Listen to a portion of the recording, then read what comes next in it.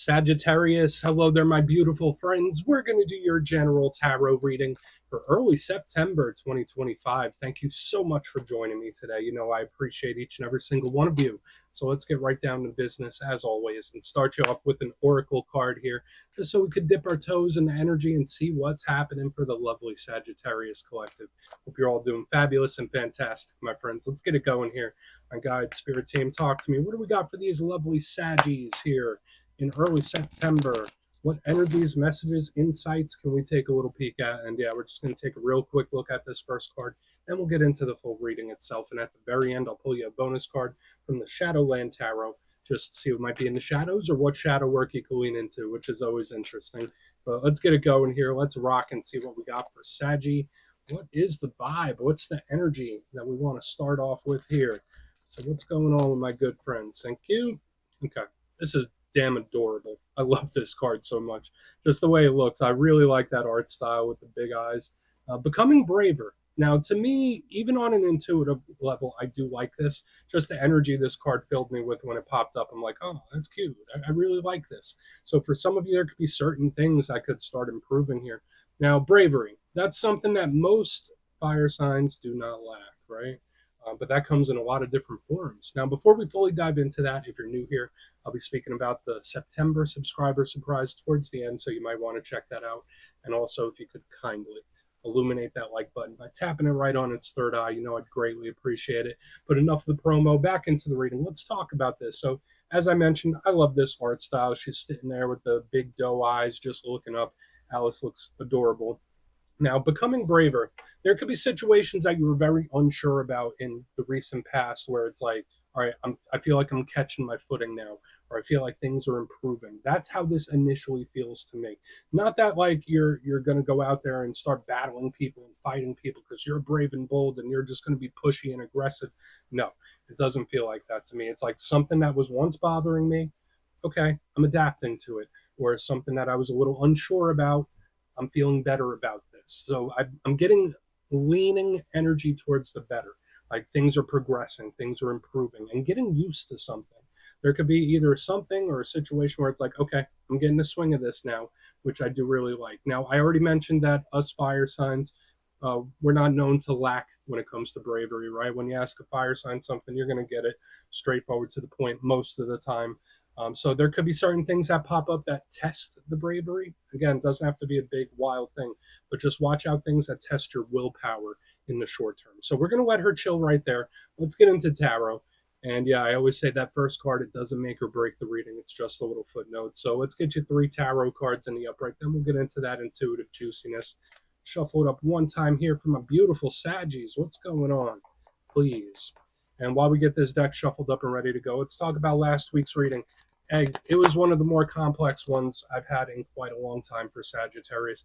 It was titled A Powerful Omen, which you've been getting a lot of omens in the recent past, especially with number sign synchronicities. But the main thing with your reading last week was how the energy shifted because it started great. There was beautiful stuff or exciting news coming in. Then there was someone that overdid it or did too much or put too many ingredients in the pot. Then we had the devil energy. So it's like an energy that seemed to stall. So I'm hoping that nothing has stalled out for you in the recent past. And I also got warnings from Spirit too, saying like, hey, Saggy, watch out, beware of this. But we're going to see what shows up this week. As you know, energy is very fluid, never set in stone. So only take this how it hits for you, because we could be seeing your vibe or somebody else's, right? Let's get it going. 3 cards for my Saggies. What's happening? Maybe we'll get a more straightforward presentation of energy this week, because it was here, there, and everywhere last week. It started great, then there was complications, then it was stalling out. It was wild. Let's get a couple here to start though. Okay, so we're starting with the 3 of Swords. Don't get nervous about that. Again, this doesn't have to be your energy. It could be somebody else's. And I always say this card is on a spectrum, right? Let's get a couple more. Let's get a couple more for Saggy. Okay, we got the good old Emperor right here. That is a complementary energy to Sagittarius. I like it. Getting control of something. Let's get one more. The Tower. Okay. I mean, and you got a bonus. These cards came out together. We are really going to have to dissect this because, again, I feel like there's a complexity in your energy last week, this week. There's just something about Saggy energy in this time where there's a big complexity.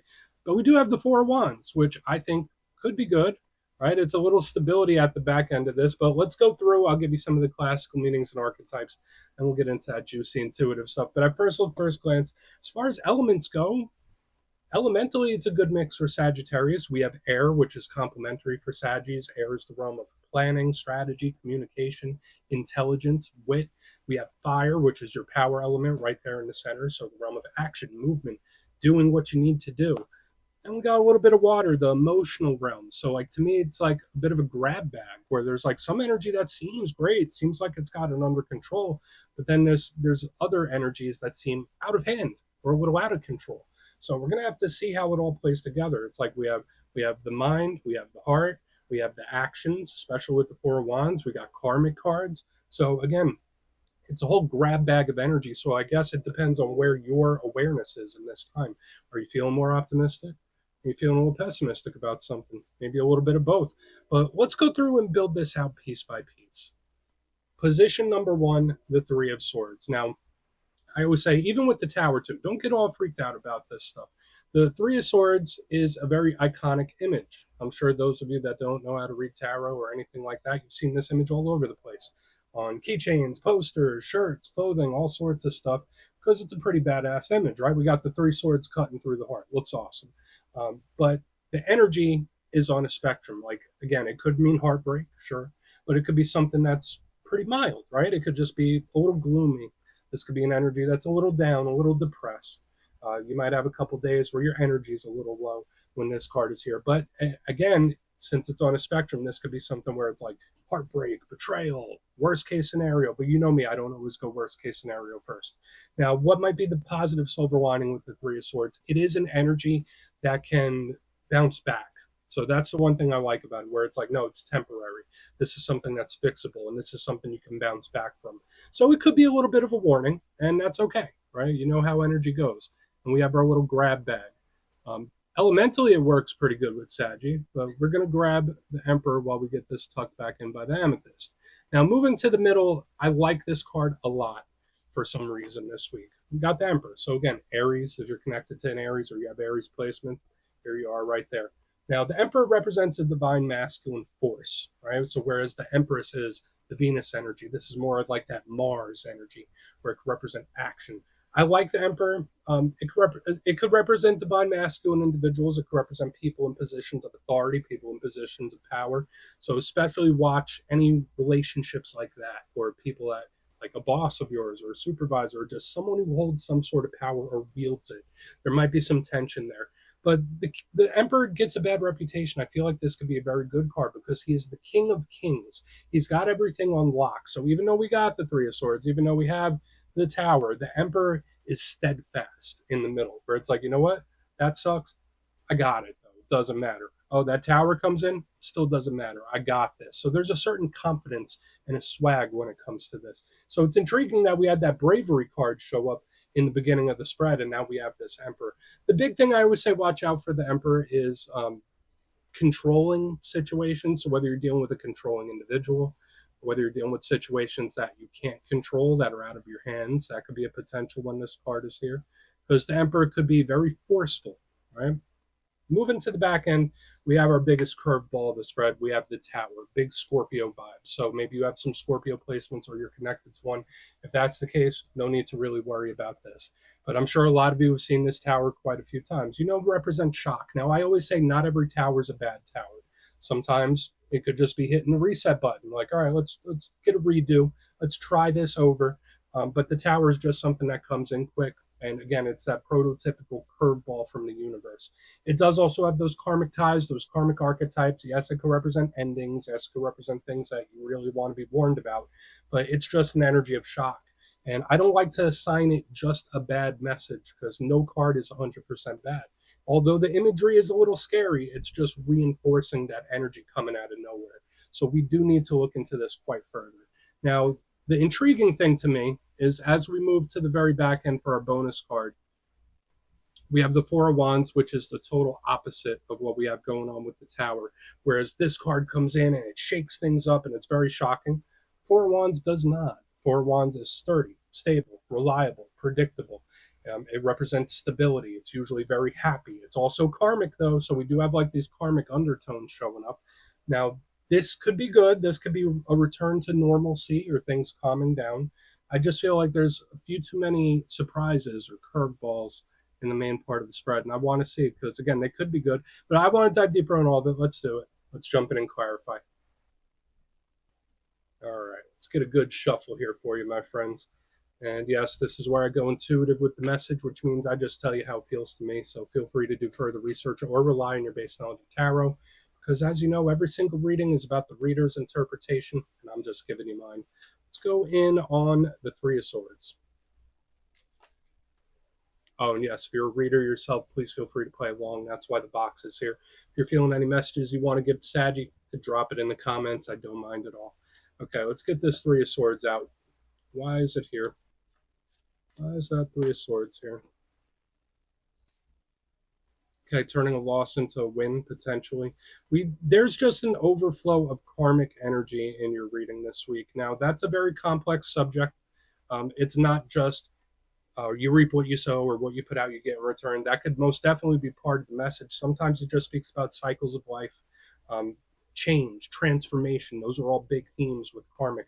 Your greater life's purpose. So when I see the Wheel of Fortune in the upright underneath the Three of Swords, I love it. To me, this is like a good luck charm where it's like, okay, well, without this Three of Swords, you wouldn't appreciate the good. So it's like down in preparation for something better. It's like we got the loss followed by a win. So there could be certain things in this time where the outlook didn't look too good or you weren't feeling too hot about it, where it's like, no, there's a turnaround here. Remember, this Wheel of Fortune is similar to the Tower. It moves quick, it's fast, it's sudden. So there could be things in this time where they change or shift surprisingly, suddenly, shockingly, because we're seeing it in multiple areas, aside from all this karmic energy, which I do want to discern further as we move throughout the reading. But I think this is one of the better cards we could have pulled for the Three of Swords because it's like expansive and it's like, no, you're protected. It's a beautiful guardian angel type of energy as well. So I think for a lot of you, there could be things that change or shift quickly or turn around for you where it's like, no, it didn't look too hot, wasn't looking too good, but then boom, we have this turnaround, which I think is great. A big change for the better. Let's keep moving because that energy seems to just happen. I want to see what's up as we move further through. So let's go in on the Emperor here. What do we got for Saggy, please?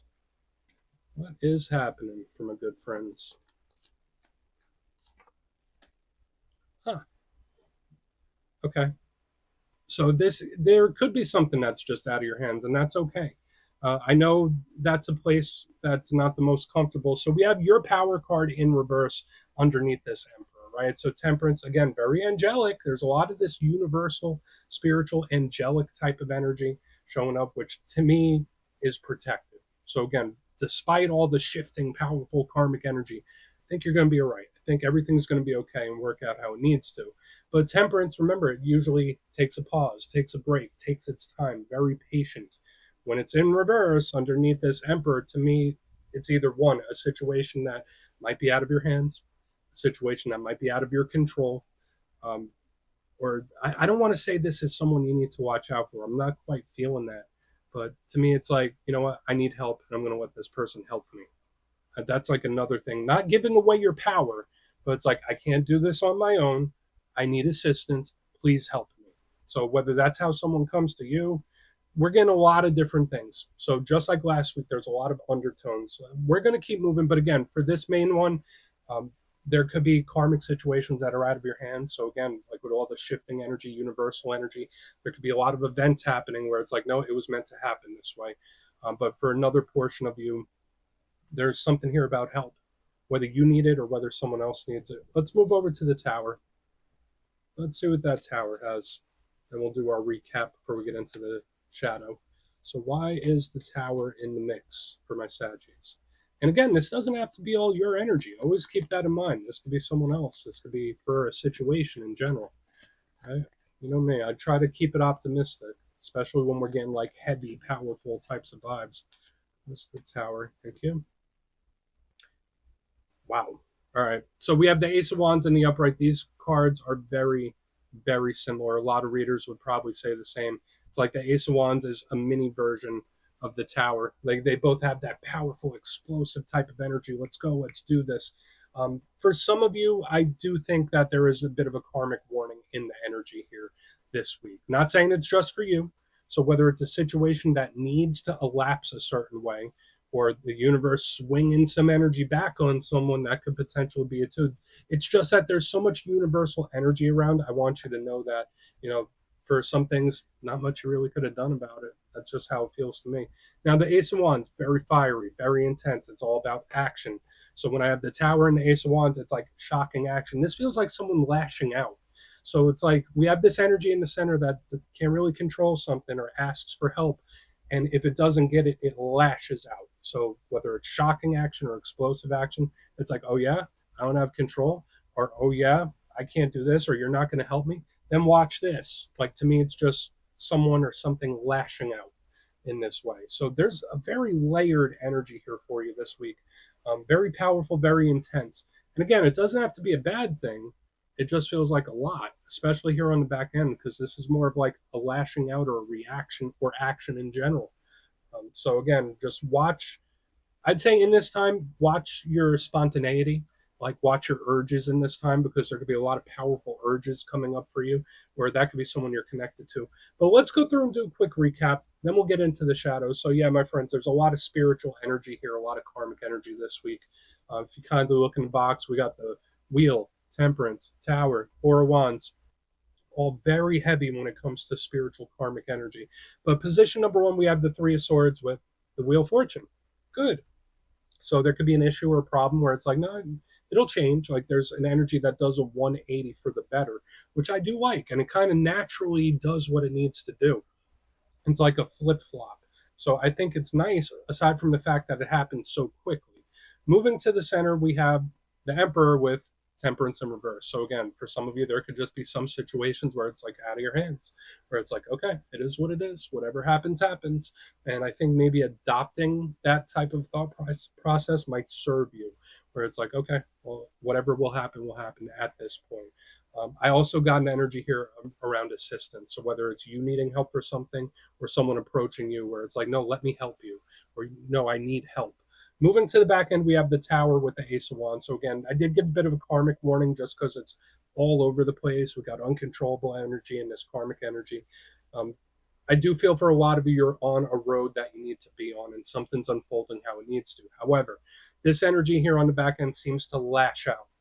So watch your urges in this time, watch your spontaneous feelings in this time, because this right here is like, okay, well, this isn't working out for me, or oh, there's nothing I can do about it. Watch me. It's like very standoffish in that way. So it's like shocking action or explosive. So please take a screenshot if you want to look into it further. Let's see what's in the shadows. All right, let's get a good shuffle here for you, Saggy. What's in the shadows?